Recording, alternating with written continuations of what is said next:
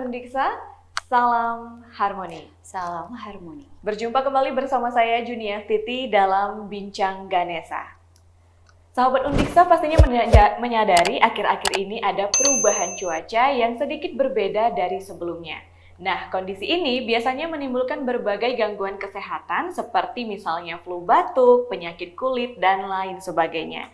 Nah, sahabat Undiksa juga harus memperhatikan kondisi ini agar dapat diatasi. Nah, kali ini kita akan berbincang santai dengan salah satu dosen di Fakultas Kedokteran Universitas Pendidikan Ganesha terkait bagaimana sih tips-tips menjaga kesehatan, dan juga kita akan ngobrolin seputar metode pengobatan dengan biopsikososial berlandaskan Trihitakarana. Kali ini kita sudah bersama dengan Dr. Made Kurnia Widyastuti Giri, SKED MKes. Halo Bu Dok. Halo Tias. Oke, apa kabar hari ini? Baik, sepertinya Tias juga lebih baik lagi ya. Iya, semoga kita selalu dalam keadaan baik dan sehat gitu ya Bu Dok ya. Karena kita akan ngobrolin seputar kesehatan. Oke, sebelum kita menanyakan lebih jauh terkait bagaimana tips untuk menjaga kesehatan terlebih di cuaca seperti saat ini, mungkin kita ingin tahu sebenarnya dampak dari perubahan cuaca terhadap kesehatan tubuh kita itu sebenarnya seperti apa sih Bu Dok?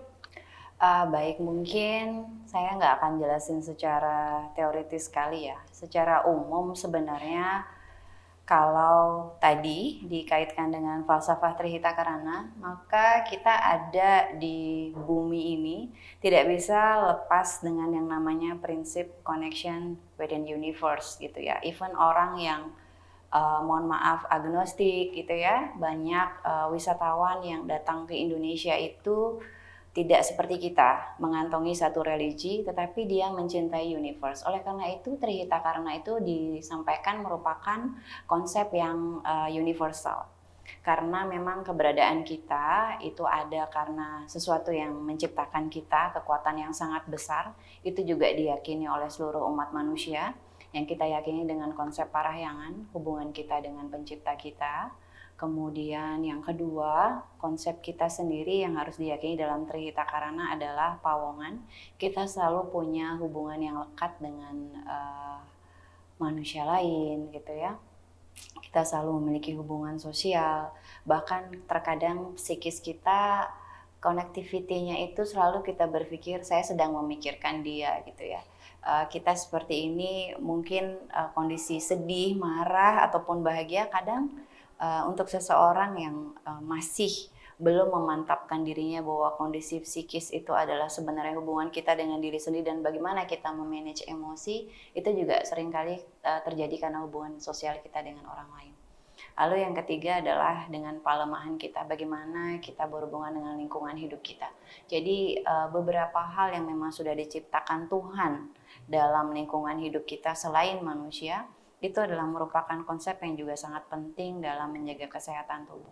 Nah sekarang kalau cuaca, memang seringkali dikaitkan dengan adanya perubahan dalam lingkungan hidup kita ya. Jadi ini yang sebenarnya sangat berpengaruh dengan kita.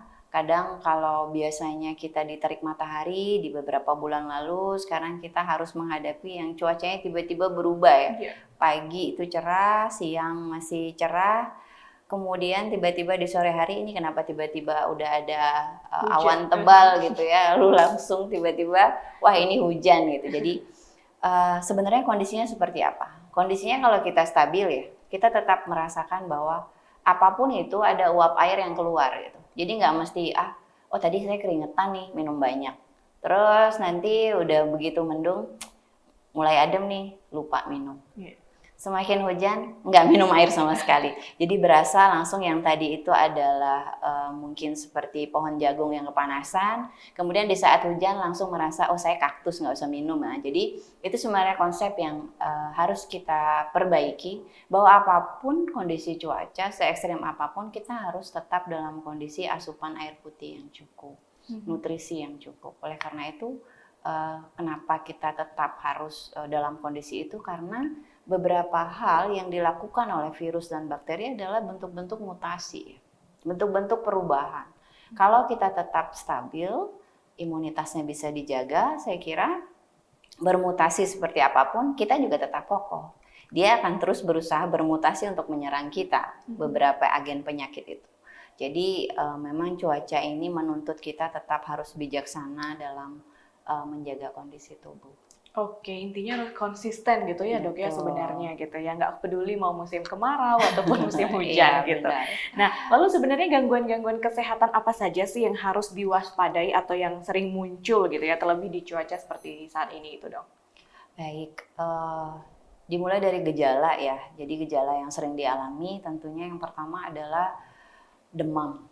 Sering banget ya demam. Kemudian yang kedua gejala di area saluran nafas. Kok saya jadi agak hidung tersumbat, kemudian jadi bersin gitu ya, terus batuk-batuk. Nah, ditambah lagi ada beberapa kondisi yang menyebabkan gangguan di saluran cerna. Jadi yang sering kali itu diare. Gitu ya. Jadi konsistensi untuk buang air besarnya itu tidak seperti normal, tetapi yang keluar dia lebih ke cair, kemudian ada yang beberapa berlendir. Jadi seperti itu. Nah, untuk kondisi-kondisi kesehatan tersebut mungkin nggak terjadi di cuaca yang lain, mungkin saja. Tetapi di cuaca ekstrim ini lebih banyak terjadi. Kenapa? Karena memang kondisi mukosa kita. Jadi kalau ada lapisan kulit, kalau kita lihat kulit luar, di dalamnya itu ada lapisan yang lebih dalam. Kalau di organ-organ seperti saluran cerna, saluran nafas itu lebih banyak mukosa ya, jadi lebih banyak lendir di sana. Nah itu yang sangat banyak teriritasi ya oleh cuaca ekstrim ini, menjadi lebih kering. Kulit kita juga rasanya kan kadang ini dingin tapi kok kulit saya kayaknya kering ya gitu. Nah itu juga yang terjadi di dalam. Oleh karena itu gejala-gejala itu sering kali timbul. Lalu yang tidak bisa dilupakan kadang datang dengan gejala yang tadi disebutkan di organ yang kita bilang adalah kulit ya. Jadi kok jadinya gatal-gatal ya, kok kadang-kadang sampai bentol-bentol gitu ya. Nah, untuk beberapa kondisi memang menimbulkan kondisi yang kita sebut didasari oleh timbulnya reaksi alergi. Nah, alergi ini akan berjalan dalam bentuk sesuatu yang lebih berat gitu ya, menjadi kondisi yang meradang atau inflamasi. Nah, itu juga sering kali terjadi di cuaca yang seperti ini. Oke, nah tadi juga disebutkan gangguan pencernaan juga sering muncul di cuaca seperti ini. Kok bisa dok kalau flu batuk mungkin kan kita tahu gitu ya, sadar karena cuacanya berubah atau bagaimana. Nah kalau gangguan pencernaan kok bisa timbul juga sih dok di cuaca seperti sekarang ini? Oke, mungkin kalau dibuat secara potongan gitu, oh ya udah karena udaranya nggak bagus, kita hirup udaranya, lalu saluran cernanya pasti iritasi gitu ya. Tapi kadang kita lupa ya, tubuh kita itu terlalu terkoneksi satu sama lain.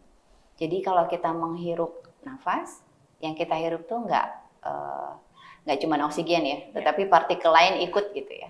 Lalu partikel yang lain ikut nih kadang-kadang dia mampir nih ke mulut gitu ya, karena ini kan satu saluran yang tidak dibuat oleh Tuhan terpisah-pisah. Coba kalau tubuh kita terpisah-pisah ya, ini jalur otak gitu ya sebelah sini, ini jalur jantung sebelah sini. Jadi kebayang kita kayak pohon beringin ya, jadi agak banyak rantingnya gitu. Jadi nggak cantik. Kalau dia sini kan cantik ya. Sampai saya nggak bisa lihat, oh ini otaknya, oh di atas. Tapi dia nanti kalau nafas, hidung, oh ketemu lagi nih sama rongga mulut, tapi sebentar ketemunya. Terus dibagi dua kan nanti saluran cerna di depannya dan saluran nafas gitu ya. Jadi ini sudah diatur gitu oleh Tuhan sedemikian rupa. Jadi di depan saluran nafas, di belakang saluran cerna. Tapi ketemu nggak dok? Ketemu gitu. Nah disitulah udara yang kita hirup tuh akhirnya ketemu gitu ya. Nah kemudian ini akan nempel partikel ya, misalnya ada virus, bakteri ya bisa juga jadinya masuk ke saluran cerna, ke esofagus, kemudian baru ke lambung dan akhirnya akan terjadi diare. Tetapi memang yang lebih banyak sebenarnya untuk makanan yang kita konsumsi itu sih. Jadi cuaca ekstrim kayak gini, bakterinya, virusnya bercampur dengan makanan yang kita konsumsi. Itu sih yang paling besar. Misalnya pada wisatawan ya, karena kami kan untuk Undiksa sendiri fokusnya adalah di kedokteran pariwisata dan kesehatan pariwisata. Jadi kasus paling tinggi itu memang infeksi saluran nafas atas dan juga traveler diarrhea. Jadi ini benar-benar kasus yang paling sering deh kalau wisatawan ke Bali. Nah ini gitu ya. Jadi memang yang kita tidak pungkiri adalah olahan makanan yang mereka konsumsi. Kemudian yang kedua memang udara yang di inhale ya, yang dihirup gitu ya.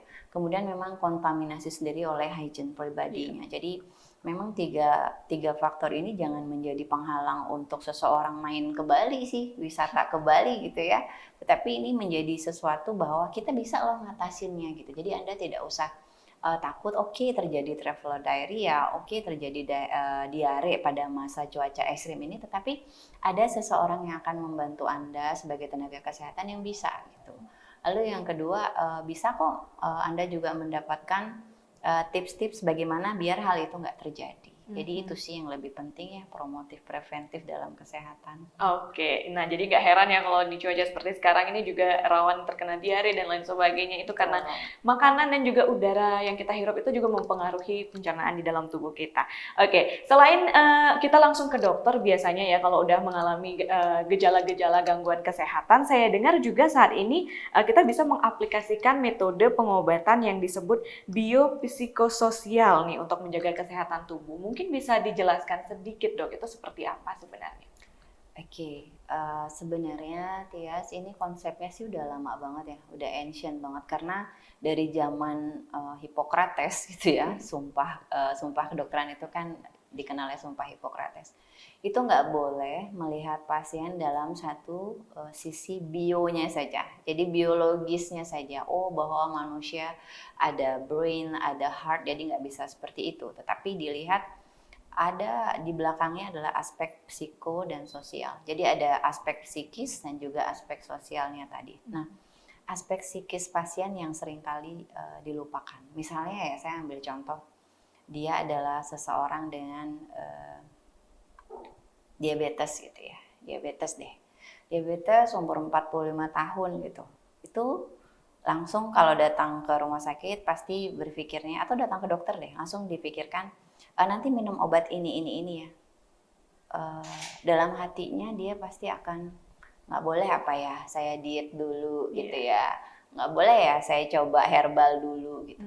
Tapi karena dokternya memang sudah memegang pedoman, oh ini kalau usia sekian diabetes harus kita berikan insulin misalnya, insulin injeksi. Yang kedua dikasih tablet juga gitu.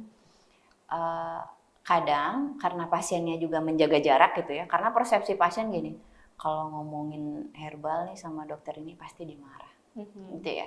Kalau ngomongin nggak mau minum obat, mau diet dulu, pasti dimarah gitu. Jadi takut duluan. Iya, jadi takut duluan ya. Jadi kayak komunikasinya menjadi tidak efektif. Padahal kompetensi seorang dokter kita pengen banget loh dapat komunikasi efektif dua arah gitu.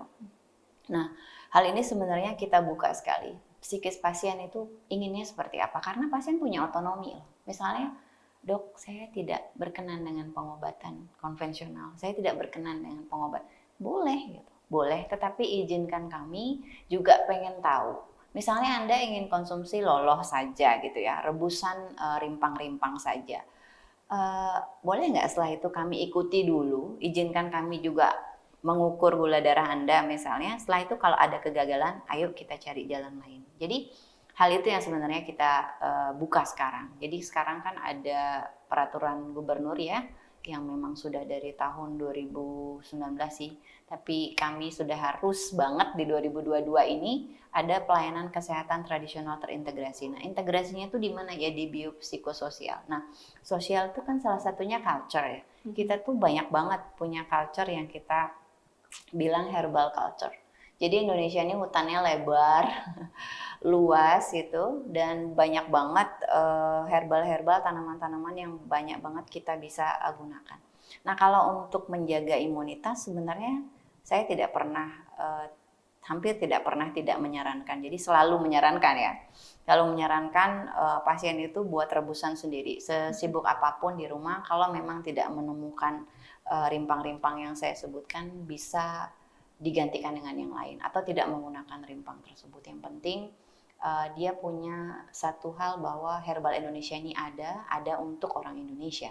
Gitu. Iya, oke. Nah, salah satu contoh dari herbal atau rempah-rempah atau rimpang-rimpang yang tadi dokter sebutkan itu sudah ada ya di meja kita. Di sini mungkin dokter bisa menunjukkan beberapa rempah dan khasiatnya untuk kesehatan tubuh itu untuk apa gitu ya. Baik. Kalau saya lihat sih sekarang kan kedepannya yang banyak jadi pasien kita itu generasi Z ya, kayak adik di sebelah saya ini. Tetapi apakah kalau kita lihat baby boomers yang dulu tuh salah gitu ya? Kok kalau sakit dia geprek jahe gitu ya? Kok kalau sakit dia dikit-dikit nggak mau ambil paracetamol? Kalau sekarang kan beda, sakit dikit paracetamol gitu ya misalnya. Kalau yang dulu enggak, dia ambil bawang dulu gitu ya, bawang dulu diparut, kemudian diambil airnya, disaring, kemudian air itu bahkan kalau yang punya pelepah pisang ya, pelepah pisang itu ditempelin dulu tuh di badan. Jangan melihat itu sesuatu yang wow, ancient banget gitu ya, kuno gitu ya. Itu teorinya dari mana? Ada satu religi atau religi apapun sih ya, yang selalu percaya sama air kan. Jadi dia berobat ke penyehat tradisional, pulang-pulang bawa air dan sangat percaya dengan air itu. Dia minum airnya, kemudian dalam bentuk apapun mungkin dia membasuh wajahnya dengan air itu, lalu demamnya turun. Sebenarnya kalau kita lihat fase demam itu memang ada sih, dia akan turun sendiri gitu ya, akan ada turun sendiri. Tetapi kan untuk seseorang yang seperti itu, kita tidak bisa bilang, kamu kok sugestinya berlebihan ya gitu ya sama itu. Tetapi apa yang diciptakan Tuhan emang air ya. Bawang yang tadi diparut itu kan ada airnya ya. Pelepah pisang juga ada airnya. Jadi yang menurunkan demam itu sebenarnya air sih. Jadi kalau anak demam itu diapain? Ya udah dikasih air dulu gitu. Pakai waslap, air hangat, dilap-lap anaknya. Jadi jangan berpikir bahwa dari dulu tuh nggak tahu ilmu kesehatan. Tahu. Leluhur kita tuh tahu banget. Bahkan bawang itu banyak airnya, pelepah pisang banyak air itu dia tahu gitu. Jadi memang itu yang kita turunkan sampai sekarang. Nah kalau saya nggak mau nyebut merek ya, ada sih dok patch yang banyak airnya itu ditempelin aja gitu ya sekarang. Anak Gen Z mungkin lebih suka itu ya. Lebih praktis soalnya. Lebih praktis. Tetapi sebenarnya efektivitasnya cobain aja. Dilap-lap pakai air hangat, terus kita kipasin adiknya sambil ngobrol gitu, lebih cepat itu turunnya. Daripada kita cuma tempelin sesuatu yang dengan patch itu. Nah, kalau misalnya rimpang tadi ditanya, ini mungkin sudah tidak banyak dikenali ya. Ini yang aslinya banget. Ini namanya apa coba Tias? Apa nih? Temulawak? Betul, Tias pintar ya. Jadi emang kalau bedanya sama kunyit itu juga kayak gini. Tetapi dia tidak ada bentukan seperti agak duri-duri kayak gini. Ya, kalau ini jelas banget temulawak dan dia akan lebih besar. Aromanya juga berbeda ya? Aromanya itu memang kita harus buka kalau rimpang itu ya. Jadi kalau dibuka warnanya lebih muda ya. Kalau kunyit itu warnanya lebih tua. Nah ini pasti jahe ya, tahu ya. Terus ini serai. Nah caranya buat biasanya di rumah tuh gimana sih? Ambil 10 cm 10 cm aja. Ini kalau temulawak susah dicari ya udah dihilangkan saja. Kita bisa ganti saja dengan kunyitnya yang ditambah. Jadi kunyitnya jadi 20 cm ya, jadi 2 kali 10 cm. Tangan saya jadi kuning ya tadi karena saya ngupas-ngupas. Terus ini jahenya juga, ini serainya 1 batang aja. Kemudian ini diapain dok? Ini ambil ya, ini mungkin bisa separuh aja. Terus kita rebus pakai air ya, 150 ml. Kemudian itu selama 5 menit aja. Nah ngerebusnya itu sebaiknya sih pakai ini sebenarnya pot yang dari tanah liat. Tetapi kalau tidak ada ya sudah pakai yang sekarang itu mungkin ada yang keramik ya. Nah itu boleh panci keramik. Ya kalau nggak ada udah pakai yang ada aja di rumah. Stainless aja juga nggak apa-apa gitu ya. Yang penting pemanasannya jangan terlalu tinggi sih. Jadi pakai api sedang aja. Ya, 5 menit lalu disaring. Mungkin kalau leluhur kita dulu itu semuanya mesti diparut, enggak juga sih. Anak-anak tuh kalau dikasih parutan sekarang pasti langsung agak sulit masuk. Nah, ini juga kalau sulit masuk gimana? Setelah dia disaring boleh dikasih 1 sendok madu. Oke, kalau memang nggak bisa juga kasih gula aren ya. Kasih gula aren atau gula Jawa itu atau gula Bali ya kalau di sini ya. Itu dikasih 2 iris saja. Jadi dimasukin sambil direbus, udah disaring. Apakah digeprek aja dok? Boleh. Diiris-iris dulu baru digeprek? Boleh. Jadi tidak mesti menyulitkan ya untuk diparut. Nah ini bagus banget dikonsumsi minimal sekali sehari sih. Karena semuanya ini tinggi antioksidan. Jadi kalau kita lihat ya, bedanya herbal sama paracetamol gitu ya. Paracetamol tuh fokus nggak sih dia buat menurunkan inflamasi, menurunkan radang, menurunkan demam. Kalau ini kok katanya buat anti cancer juga dok. Oh ini buat ini juga. Iya, karena herbal tuh banyak banget mengandung zat-zat yang memang kita sekarang mau ambil apanya dulu. Dia mayoritas apanya dulu. Nah kalau ini emang banyak antioksidannya. Jadi akan menekan radikal bebas. Radikal bebas tuh banyak banget di cuaca ekstrim sekarang. Jadi bagus banget ini kita minum rebusan ini tiap hari. Oke, untuk jaga imun tubuh berarti dok ya? Sure, benar. Oke. Nah, tadi kan dokter bilang katanya kalau temulawak nggak ada, kunyitnya bisa ditambah. Tapi banyak nih dari sahabat Undiksa mungkin yang kaum Gen Z ya, yang tadi dokter sebutkan seperti Tias tuh, mereka karena terlalu menyukai hal-hal yang praktis, karena sekarang juga ada rempah-rempah yang berbentuk bubuk. Nah, kira-kira kalau diganti dok, karena susah menemukan rempah-rempah seperti ini, bisa diganti nggak sih dok dengan yang bubuk, dan ada perbedaan nggak sih dari segi khasiat sendiri? Oke, bagus banget sih pertanyaannya. Memang segala sesuatu yang instan itu bagus ya. Saya sebenarnya pengen juga nanti nongkrongnya anak-anak Gen Z itu tidak hanya di satu coffee shop gitu ya, tetapi nanti mungkin Undiksa juga bakalan punya ya, saya akan inisiasi. Jadi kita nanti buat kafe loloh gitu, kafe jamu gitu ya. Jadi yang ya udah asik minum di sana, ada jamu yang anget, ada yang ice, ada yang dengan topping apa. Kita harus rubah itu gitu ya. Jadi nongkrongnya nggak cuman di tempat-tempat yang ngopi aja, tapi kamu ngapain? Oh aku lagi ngejamu gitu kan, keren ya. Nah yang penting sebenarnya boleh pilih yang herbal yang udah instan, boleh. Tetapi jangan lupa ya, ini beberapa ada tanda yang mesti kita lihat. Ini mungkin udah famous banget.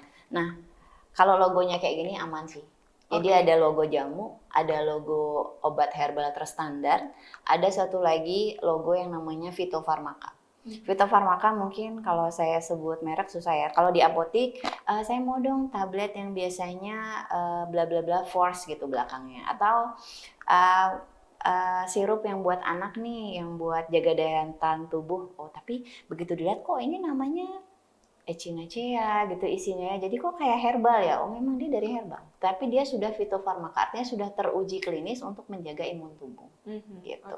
Nah yang kedua itu obat herbal terstandar. Dia lebih tinggi dari jamu. Jadi serbuk-serbuk ini diambil ekstraknya, diambil satu khasiatnya untuk mengatasi kanker gitu misalnya. Jadi dia sudah jadi obat herbal terstandar, tapi dia belum fitofarmaka. Belum bisa kita pakai ke pasien langsung gitu.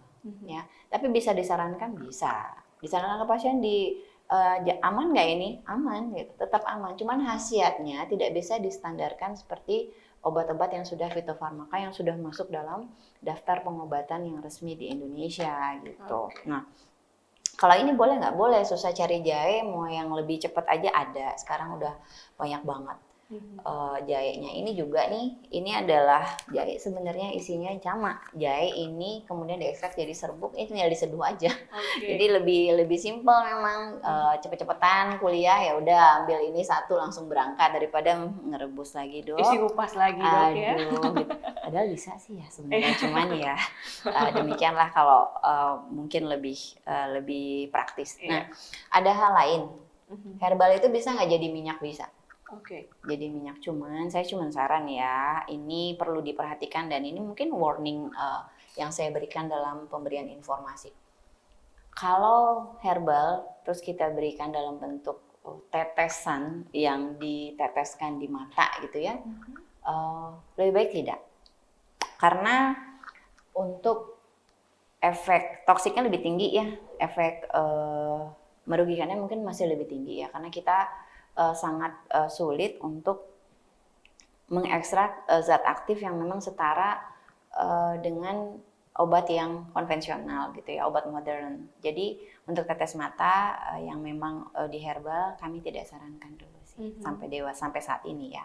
Tapi kalau misalnya untuk dipijat, diurut nggak apa-apa. Yang penting cara pijatnya juga bagus. Nah Kalau psikis tadi diobatinnya pakai apa? Sugesti gini dia udah bahagia, dikasih minum herbal, oke. Nah, sekarang kasih lagi dong, minta dong kita tuh meditasi sebelum tidur 10 menit aja. Jangan mikirin apa-apa, jangan mind wandering. Kadang-kadang kita kan mind wandering ya. Jalan ke sana pikirannya, jalan ke sini, banyak beban yang belum selesai. Nah, ini harusnya kita kembaliin lagi gitu ya ke diri kita sendiri, kita refleksi. Sebenarnya fokus meditasi kita dalam posisi tidur aja. Itu nggak apa-apa juga, kalau bisa sih duduk.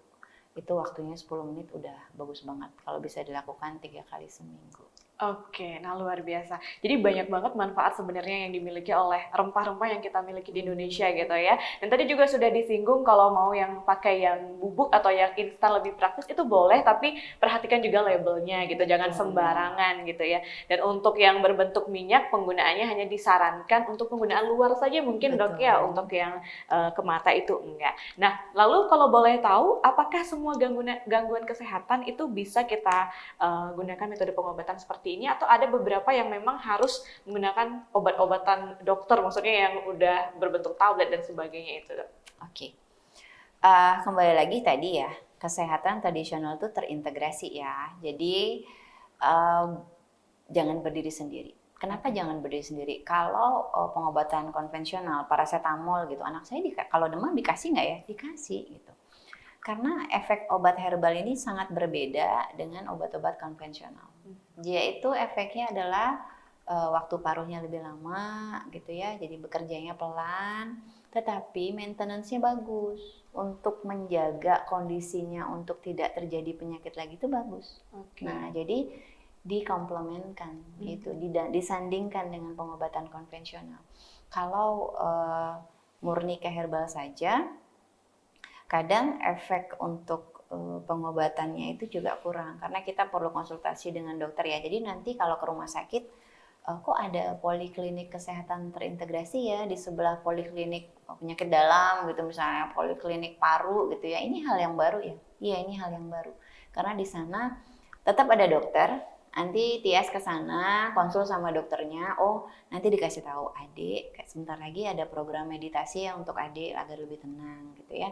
Tapi nanti sebelumnya juga akan diberikan rimpang yang sudah dikeringkan, nanti bisa direbus di rumah. Jadi jangan berpikir, oh sekarang ada dukun di rumah sakit gitu ya. Jadi kan kayak, oh kok beda. Tapi ini kami mengintegrasikan apa yang memang dibutuhkan oleh pasien. Jadi kadang pasien kan ngerasa, aduh, padahal pengen minum loloh tapi banyak sekali yang ngasih tahu aman apa enggak. Nah, kalau sekarang dari tangan dokternya yang di rumah sakit kan bagus ya. Terus dia juga pengen ada metode penyembuhan yang kita kenal dengan energi healing ya. Jadi misalnya Tias duduk tegak, kemudian saya diagnosis dulu, kemudian ada satu titik energi negatif di sana, kemudian energi negatif itu akan saya pindahkan ya ke dalam satu wadah lain. Nah, di proses itu Tias akan merasa lebih nyaman gitu ya. Ini namanya pranic healing biasanya kalau kita lihat metode prana itu. Nah, itu juga ada di rumah sakit. Jadi nggak takut gitu pasiennya sekarang bercerita bahwa oh sekarang dokternya udah agak-agak ini ya ke arah sedikit mistis gitu ya. Jadi apakah ada ilmu kedokteran klinik kan gitu? Enggak sebenarnya. Tetapi kami menjembatani bahwa ini ada hal-hal yang memang bisa dijelaskan secara neuroscience gitu. Ada bisa dijelaskan secara herbal medik. Jadi semuanya yang hal aman akan kami berikan di pelayanan kesehatan terintegrasi. Oke, luar biasa. Mungkin munculnya juga pengobatan-pengobatan seperti ini tuh sebagai wujud dari untuk kita melestarikan warisan nenek moyang kita terdahulu juga gitu dok ya gitu. Jadi untuk sahabat Undiksa yang mungkin ada yang dirinya sendiri saat ini sedang mengalami gangguan kesehatan atau orang-orang terdekatnya, kalau emang ingin mengkonsumsi herbal mungkin bisa konsultasikan juga ke dokter lebih dulu gitu ya dok ya, biar bisa mengetahui cara penanganannya dengan tepat gitu. Jangan sembarangan nanti diracik-racik gitu dok ya, takutnya mau hilangin penyakit apa malah nanti timbul penyakit yang baru seperti itu. Oke, aman selagi kalian masih bisa mengkomunikasikan dan mengkonsultasikannya. Oke, sebenarnya masih banyak yang ingin Tias tanyain dok, tapi karena kita keterbatasan waktu juga dan kita tahu aktivitas dokter masih banyak mungkin ya. Terakhir sekaligus closing statement mungkin dok bisa disampaikan kepada sahabat Undiksa untuk bisa menjaga kesehatan tubuhnya. Silakan. Baik untuk kita ya, jadi termasuk saya juga, Tias juga, jaga kesehatan tubuh itu sebenarnya harus tetap dimulai dari hati. Jadi kalau hati kita itu yakin bahwa segala sesuatu yang diberikan oleh Tuhan adalah sesuatu yang bisa kita hadapi, maka kita akan berusaha menghadapi itu dengan baik. Apa yang ada di sumber daya yang sudah disediakan, memang sudah ada herbal, sudah ada pengobatan modern, sudah ada seseorang juga sebagai tenaga kesehatan yang bisa kita ajak konsultasi, lakukan itu.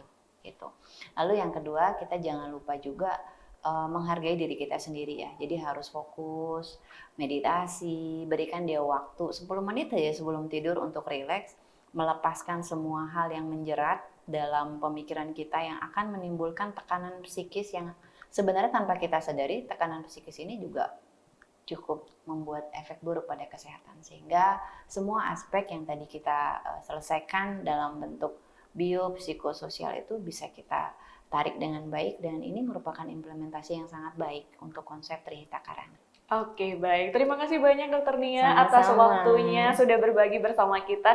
Semoga setelah kita berbincang seperti ini makin banyak yang sadar gitu ya untuk bisa kembali ke alam gitu ya untuk mengobati. Biar nggak dikit-dikit kita langsung pakai obat medis dulu gitu ya. Bisa dicoba dulu menggunakan herbal-herbal, tapi ingat harus dikonsultasikan dengan dokter apalagi kalau penyakitnya itu lumayan serius begitu Dok ya. Terima kasih juga untuk sahabat Undiksa yang sudah menyaksikan tayangan ini. Semoga Anda semua dalam keadaan sehat dan info yang kami bagikan bisa bermanfaat untuk kalian, dan jangan lupa di-share ke semua sosial media yang kalian punya agar makin banyak sahabat-sahabat Undiksa di luar sana yang mengetahui akan manfaat dari obat-obat herbal atau rempah-rempah yang dimiliki di Indonesia.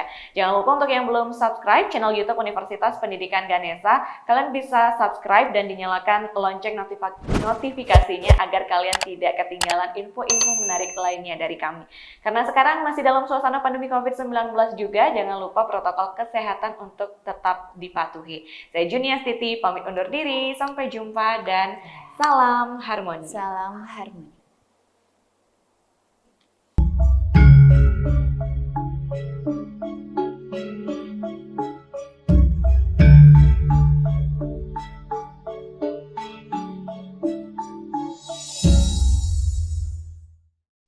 Acara ini diproduksi oleh